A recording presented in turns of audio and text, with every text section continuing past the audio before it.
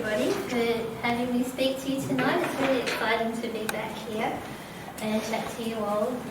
For those of you who don't know me, my name is Milly, and I'm a zoologist by training, but I'm also a pilot and an illustrator. And a few years ago now, I created this project called Wing Threads Flight Around Oz to share the amazing journeys of our migratory shorebirds. And tonight I'm going to be sharing with you the story of how this project came to life and also give you an update on how it's been going thus far. So I'm sure I don't have to tell everybody in this room what shorebirds are, but for those who may not be less familiar, in Australia we have over 50 species of shorebirds, and most of them are migratory, and that's about 36 species. And that means they fly all the way to the Arctic every year to breed. And they follow a route called the East Asian Australasian Flyway. And it's the largest of 8 global flyways in the world. And it encompasses 23 countries across 3 continents. And over half of the world's population live in these 23 countries. And I really... part of the reason I chose a microlight for this project is because I wanted to experience what it's like to be a bird. So the microlight is a type of powered hang glider, and it has an open cockpit, so I'm exposed to the elements like a bird would be. And it's also a physical aircraft to fly, just like flapping your wings, I imagine would be like that too. So it's controlled by what we call weight shift. So this triangular control frame that I'm holding onto is directly connected to the wing, and to steer I have to physically push the wing left or right or forwards or backwards. And it also flies at a similar speed to what our shorebirds fly at. So we have records of shorebirds flying up to 80 kilometres an hour, most likely assisted by tailwinds, and the microlight flies at about 100 kilometres an hour or 55 to 60 knots.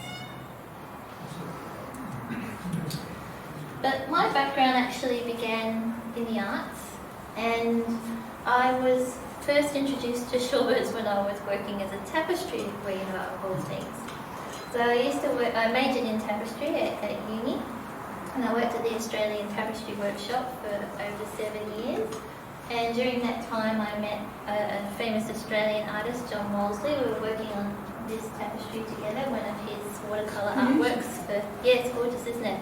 It was the Hamilton Art Gallery in Victoria, and it depicts the wildlife and volcanic history of the area.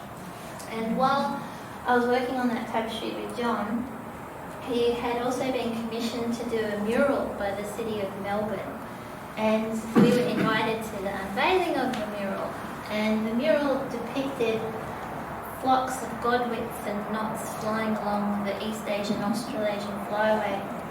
And I was into birds, but I was not actually familiar with shorebirds. And I was blown away that these birds do these amazing migrations, and they've been living in my backyard in Gippsland for most of my life, and I didn't even know they were there. And I was also devastated to learn that many of them were on the brink of extinction. And I was studying zoology at Melbourne Uni at the time, so I was studying and working part-time. So I joined the Victorian Wader Studies group, and I began volunteering to band and flag shorebirds around the Victorian coast. And I just loved being a part of this community. And when I finished my zoology degree, I got a job at the University of WA and moved to Perth, and I began joining the Australasian Wader Studies group on expeditions up to Broome every year as well. And I was really inspired on those trips by the level of community and passion. And the people from all over the world are coming together to conserve these birds.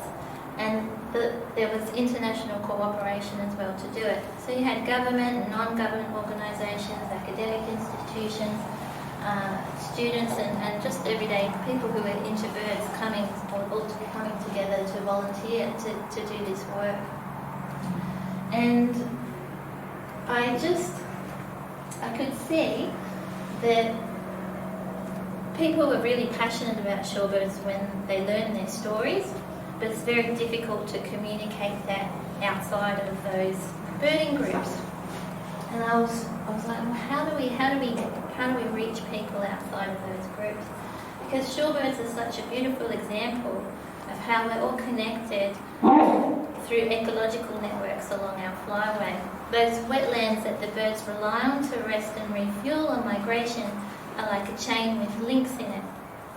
And we need to take care of our own links in that chain to keep the flyway chain strong. And that was really the message that I wanted to get out there. So I was talking to a friend of mine at work, and he was telling me that his brother used to fly microlights and that they wanted to fly around Australia and raise money for the Royal Flying Doctor Service. And he said, it's pretty cheap to get your pilot licence and it's not too hard to fly. And that idea must have stuck in my head, because the next day I was driving to work and I had this idea pop in my head out of the blue. Oh, I could learn to fly a microlight and follow the shorebirds on migration to Siberia. And she did. And I was struck dumb by this idea, and I went quiet for a while. Actually, I didn't tell anyone about my idea for a long time because I was seriously contemplating it. And I went, all right, well, if I'm going to do this thing, where would I start? Because I had no interest in becoming a pilot. It was never a big dream of mine, like for so many people talk about, they want to be a pilot since they were a kid. That wasn't me. There was no history of aviation in my family or anything like that. So I went, all right, well, I better see if actually I like flying. So I found a microlight school out at York in Western Australia. It's about 200 kilometres east of Perth at Sky Sports Flying School, and I booked myself in for what's called a TIF, a trial instructional flight with instructor Gordon Marshall here. And I loved it. I thought this was the best thing ever. It was amazing. So I got the flying bug really hard. So I did that TIF in November of 2015, and in April of 2016 I saved up enough money to start doing flying lessons. And thankfully, when I told Gordon about my crazy idea, he didn't laugh me out of the room. He sat down and went through all the stuff I'd need to do if I wanted to achieve it. So he was a supporter right from the beginning, and then we became good friends. And I went solo a year later, thanks to an Amelia Earhart Fly Now scholarship through the 99th International Organisation of Women Pilots. And that paid for my flight training, so it was very special. And while I was doing my flight training, I was introduced to this guy. This is Russell Duncan from Airborne Air Sports, and they manufacture the microlight aircraft that I fly. And Gordon had bought a gyrocopter, so Russell came over and we helped Russell put it together. And Gordon told Russell about my plans to fly to Siberia. And he said to Russell, you should get Milly over in the factory doing some work experience and she can do flight training with you guys. And Russell said yes. So in September of 2017, I went over to Newey and I did some flight training with Russell's son Rory. And we just flew around Newcastle area and that, and I said I want to learn to fly in turbulence. Well, I think, so this is me learning to land in turbulence. I think Russell told Rory, Lake Macquarie is notorious for turbulent landing. Anyway, I think Russell told Rory to put me through my paces because, test this girl and show her what real turbulence is like. Because we went out in the middle of the day, it would have been about 25 degrees and we were hitting 1,000 foot a minute thermals. It was rough as guts. And after about an hour and a half, we landed and I'm like, oh my God, I could barely leave my arms. And Rory said, oh, you did really well. Most trike pilots wouldn't fly in that. Thanks, Rory. Anyway, me. And Airborne agreed to sponsor me after that. So I sold all my belongings, excuse me, and quit my job. and I drove to Newey to work in the airborne factory and give this thing a shot. So airborne allowed me to fly their aircraft for free around the Hunter while I built up my hours, and I worked in the factory helping to build and service microlights for 6 months, and they let me use those hours as credit towards my own aircraft. And I also got a sponsorship from Peel Harbour Catchment Council, some money from Dick Smith, I got some money from the crowdfunding campaign and an anonymous donor. So I kind of just scrapped this money together to get my own aircraft. So in 2018, I got to help build my own microlight with the guys at Airborne, which was the best thing ever. And this is a time lapse of the aircraft being built. So this is my little aircraft down in the bottom left-hand corner there. And unfortunately, Airborne went bust last year because they didn't survive COVID. So this factory no longer exists. So I was really lucky to have this experience. Yeah, it was devastating.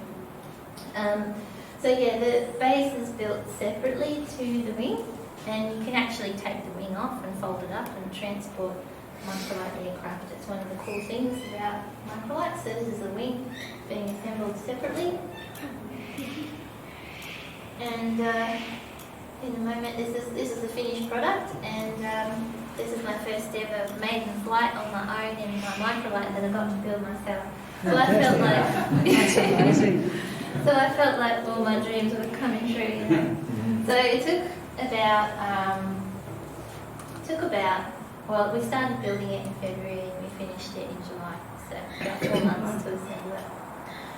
And I thought, right, well, before I fly to Siberia, let's do a trip around Australia first to test my piloting chops. So I went, before I do that, I'm going to do a recce trip and put the microlight on the trailer, and we'll drive around the country and I'll set it up at all different places and go flying and get experience, and we'll promote the flight on the way. So I grabbed my mate Phil, he came along with me on this adventure. And this is in August of 2018. We packed everything up in Newey, ready to go.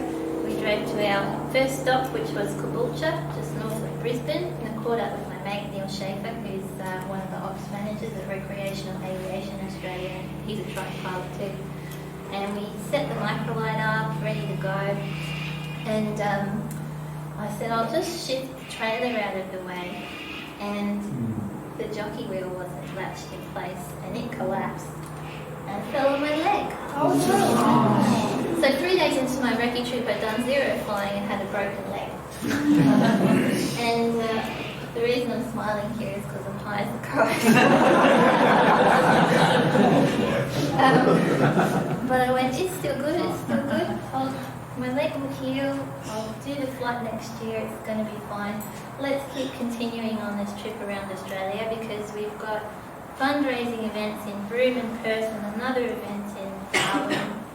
So Phil was driving, I sat in the back seat of the four-wheel drive with the passenger seat folded down for my leg, driving around Australia. It was very disappointing going places and not being able to go birding because I was on crutches. But anyway, it turned out the funding events in Broome and Perth were a big flop. 0 money, didn't work out. So we got back to Perth and I went, this is 9 weeks later, we got to Perth, I went, I need to just recover physically and then let's reconsider what to do from there. So I stayed at Phil's place while I was recovering, and one morning I was getting my crutches in the bathroom and I slipped over and I broke my leg. And I snapped the end of my radius and required surgery. So I had a plate and 5 screws in my right wrist now, a gnarly scar. So I went, okay, I think I need to postpone this trip, it's not the right time. So I knew I wouldn't be able to fly for a long time. And it turned out to be the right decision because my flying instructor, Gordon, who was a close friend, he also passed away a couple of days later. And it was really devastating. Yeah. So, often gets me this part of the book. So I decided to put it off. I needed to recover physically and financially and emotionally. And it was 5 months of no flying, and I had itchy feet to get back in the air. So I got back in the air the following year, and I was friends with Dan Weller from BirdLife's Migratory Shorebird program, and he said, "Oh, we have a job coming up in Newcastle, are you going to be there?" And I went, "No, I'm thinking about it." So I decided to go back to Newey and continue pursuing the project. So 2019, I moved back to Newcastle, back to Lake Macquarie, and it took a little while for that BirdLife contract to come in. So I worked for Matt Hall Racing, I worked for the Skydive people, I worked at some software company. I just did whatever I could to stay afloat. And during that time, I also went to the Australasian Ornithological Conference in Darwin. And CSIRO Publishing just happened to be there. And they saw my talk, and afterwards they came up to me and said, would you like to do a book about your project? We want more female role models in STEM in our catalogue. I was like, well, hell yeah. Can I illustrate the book? And they were totally open to that. And it just so happened that I'd met a children's book author the year before at the Shorebird Conference in Hobart, Jackie Kerrin, who's also a massive shorebird nerd. She's based in Williamstown, Hobson's Bay in Victoria. So Jackie and I got together and we wrote this book. It's called A Shorebird Adventure. It actually came out last year in June. I've got a copy here if anyone would like to have a look later.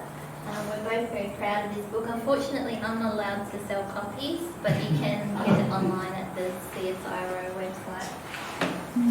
So I thought I was going to do my flight in 2020. We all know what happened in 2020.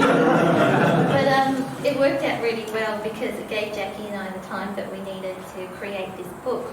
So I did all the illustrations. It took 12 months to do all the pictures. So this is just an example of some of my sketches for the book. I like to work on paper still. And then I take photos of my sketch on my iPad, and then I trace over it and turn it into a digital illustration. So this is just a time lapse of me creating one of those illustrations. And that's the finished product there. So I really love books like Where's Wally?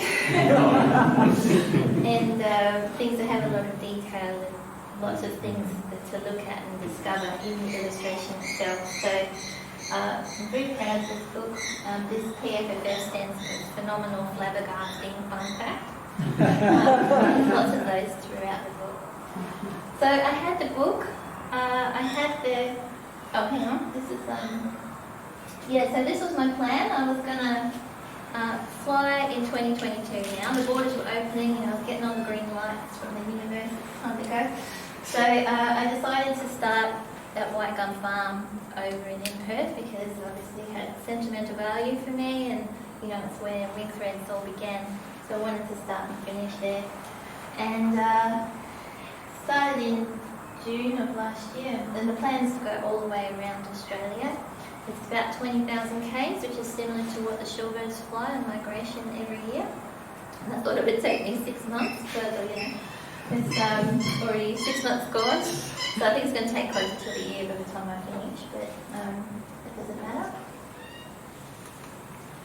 And, something funny's happened there. But anyway, the objective of the project was really community engagement. And I've been working with BirdLife as part of the Migratory Shorebird program for a few years, and you might be familiar with the Migratory Shorebird Conservation Action Plan, or the MSCAP as we call it. And one of the main objectives in that, it explicitly recognises the need to develop and implement community education and awareness programs. So I could really see I could bring my creative skills to that effort, as well as use the microlight. It's a literal vehicle for spreading the word about shorebirds and engaging people with the adventure aspect of things, so hooking them in and then sneakily getting a bit about the birds in there. And the key actions under that objective is to create educational products. So we've got the book, and to engage local communities with shorebird conservation. So really wanting to see stewardship of wetlands as an outcome, and developing engagement and education campaign strategies. So I really wanted to get out into schools as part of this flight as well, to talk directly to young people about the shorebirds, using the book as a way to do that. So I had the book, I had my objectives in mind and everything, I had the plane. What I needed next was to raise the money to be able to do this trip. So at the start of last year I ran a crowdfunding campaign, and the target was $75,000. And I knew I needed some help to be able to raise that kind of money. So I asked this guy, and I just emailed Costa and said, hey, I'm doing this flight around Australia in a microlight. Do you want to come to Lake Macquarie? I'll take you flying in a microlight and we'll live stream it on your Facebook page. And he loved it. His dad is actually a pilot, or was a pilot, and he grew up with his dad flying around Sydney in a little Cessna. So he's actually an aviation enthusiast. And so we did a live stream and flying around Lake Macquarie to launch the campaign, which went really well. And after 4 weeks, they ended up raising just over 70 cents. Good.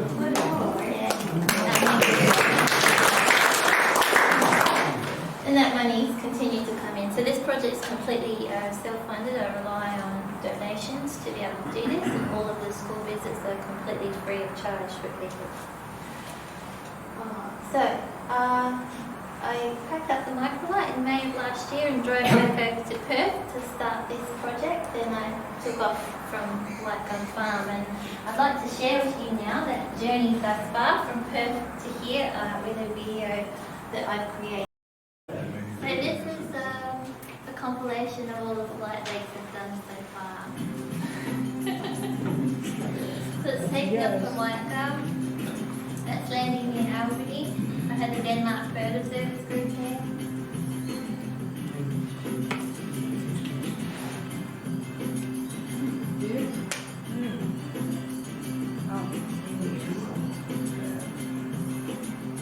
That was crossing the Nullarbor and Spalagonia Roadhouse. And that was pretty magic, crossing the Nullarbor. Did you see any birds? Yeah, we went birding in between. I had my mate Keith with me as the ground crew, and he's an avid bird photographer and hang glide pilot as well. That's Keith Lightbody. You guys might know his photography, it's really well known.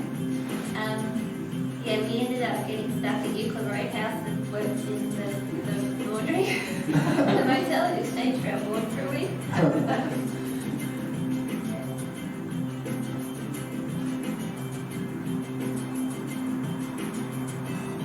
That's the video actually. Wow. Incredible. Yeah. And it was winter, so it was whale migration season, so I saw a lot of whales as well. Lots of calves. It was also very cold. Yeah.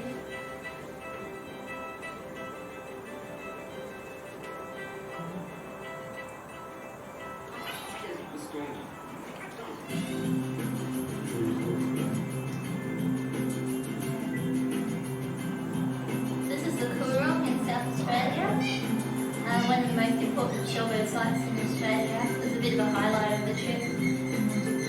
And I think the next one, that's flying over the Murray Mount. And then they flew all the way down the coast, following the lagoons that follow the coast. Just absolutely magic. Unfortunately, I didn't get any good footage of Mount Gambier waterfall, so I missed that one. This is the 12 apostles flying along the Great Ocean Road.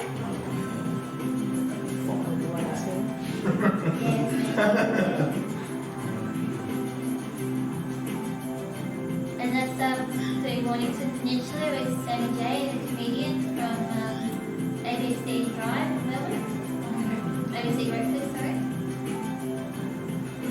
And then Western Port Bay in Victoria, which is the UN biosphere. So Hank Allen is flying alongside me. This is Gippsland Lake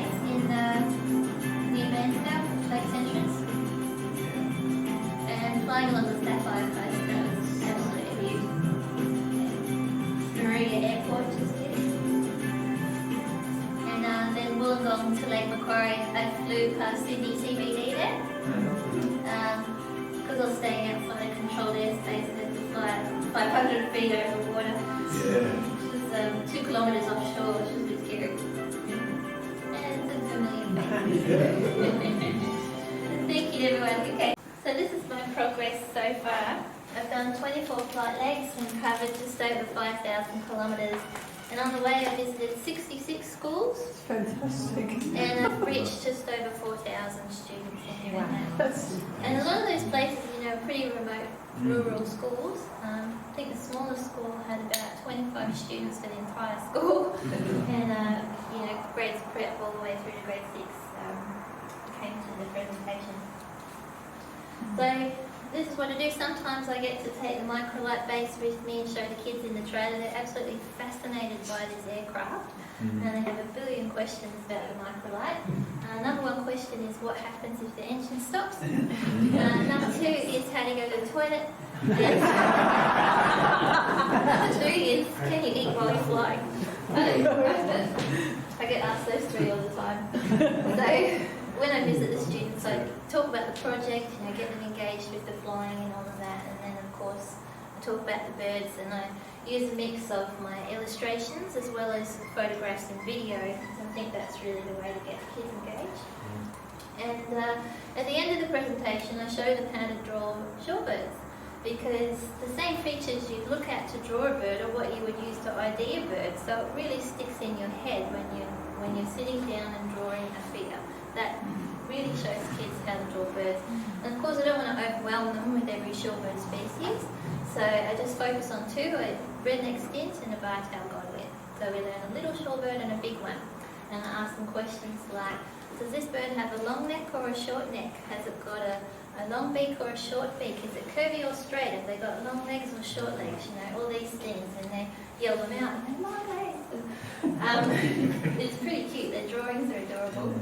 This is my favourite part of the presentation. They all hold their pictures up for you at the end. And here's some examples of this. I think this one's about to migrate. And, I love this. Redneck is definitely my favourite. And you read things like this. I love shorebirds. Shorebirds fly 12,000 kilometres a year. We need to not leave rubbish around on the beach or anywhere. You know, so they're really taking it in like little sponges. And some schools as well already are really engaged with wetland conservation, like this one here, Cornish College in Victoria, and the kids actually took me on a wetland experience. At the school they had a wetland at the back of their school, and they actually do 3 wetland walks a week, and kids all have their gumboots at school all week long so that they can go and explore the wetlands. And I'm very excited that I had a telescope and they could look at the birds through the telescope, so they were all over it. It was fantastic. And this is just some of the feedback from the students. So often the teachers get the kids to do a reflection after the incursion, and they send me stuff. So, you know, when you're reading things like, I learnt that redneck stints weigh as much as a Tim Tam, you know, this information's sticking. I learnt how to illustrate and draw shorebirds. I learned that there's 2 types of shorebirds, resident and migratory. So, you know, these are the things that it's really cool. I think it's really awesome. And then they also say plain stuff. There was one, I think, that said, I learned how much Milly paid for the microlight. Yeah, so the big question is, I suppose, you know, well, how do we know this is actually having an impact? How do I know that it's working?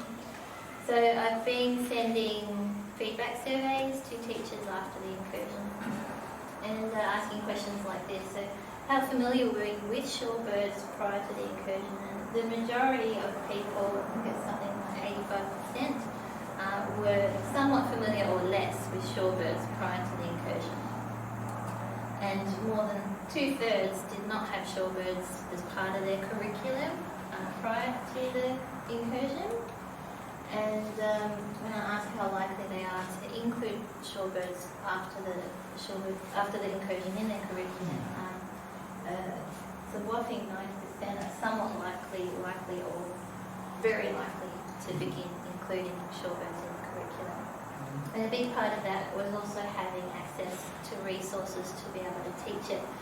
So one thing I identified prior to this trip was that teachers want to bring this stuff in the classroom, but it's a steep learning curve to go out and educate yourself about shorebirds and be able to bring it into the classroom. So having ready-to-go resources is a really important thing. I'll get to that in a sec. I am going to create some of those, but before that, these are some of the feedback I get from schools afterwards that tell me that it's working. The students loved it and wanted to continue researching the next lesson afterwards. Now this is from a class that I usually spend maybe 45 minutes with the class. These guys just wanted me to keep talking and talking. I was there for an hour and a half. and then to hear they want to keep researching straight away afterwards. I'm like, geez, they're pretty keen. The students were really excited about drawing and identifying the birds and discussing their special features. The information about the microlight and flying the plane hooked the students' interest, which meant they listened to the shorebird information. They loved it. The students started drawing pictures, asking lots of questions and talking about adaptations in class. It was incredible. I've never seen them ask so many questions of a presenter in my life. And they did ask lots of questions. That was enlisted in South Australia. Our students were thoroughly engaged. Some continued to talk about how far the shorebirds travel and the plane. So hearing that feedback, this is wonderful. It's really what I want is to see people engaging with the birds and then thinking about them being in their own backyard and the wetlands. And I've had a lot of teachers tell me too that the kids want to go to their local wetlands after an incursion too to see the birds for real. So that's massive. So giving teachers the things that they need to be able to bring things into the classroom, I want to create this online e-learning pack to go with the book, and it's going to have 10 by online shorebird modules on different topics, so expanding on topics that are already in the book, like life cycle and migration ecology and evolution of migration, that sort of stuff. And for each module, create an interactive video so the teacher can just play the video in class and have a PowerPoint presentation of that as well if they want to do it as a PowerPoint with teacher notes that they can just do it themselves, and then have a PDF with external resources linked to that and ready to go classroom activities. So I'm just getting funding from the EAAF partnership to do that as well as from President's Club, so thank you very much. So where to next? Well, I've had a bit of a break here in Newcastle over the school holidays, and I don't want to be up north in the wet season, so I've just been hanging out here for a bit. But I'm planning to take off again in March, and I'll continue up over the top of Australia and finish up in Perth. And yeah, if you go to my website, you can track where I am. I live stream all of the flights to YouTube, so you can actually see me flying live. And also wanted to tell you about a documentary. They got funding for a documentary a few months ago as well, which is really exciting. So my friends that Remember the Wild, Chris McCormack, he and I did our masters together back at uni, funnily enough, and he started this organisation, Remember the Wild, that specialised in natural history filmmaking. And we got funding through ABC TV, Screen Big and Doc Society through the Your Planet initiative, along with 10 other films, to create a 10-minute documentary that will air on ABC TV in June of this year, and also at the Australian Museum. So we're really excited for that to come out. We just finished filming last week, and yeah, Tom, Spoiler. yeah. So yeah, and Cost has been supportive of that as well. It is a film, but he might not make the cut. So it's really nice that birds like bar-tailed godwits and redneck stints will become household names like pandas and orangutans and blue whales, and that their and that they'll be deemed as worthy of protection. So thank you so much for supporting this Wing Threads journey, and many of you have been with me from the start. And yeah, if you want to follow along on social media, I'm on all the channels and YouTube as well. Thank you so much for your time. Thank you.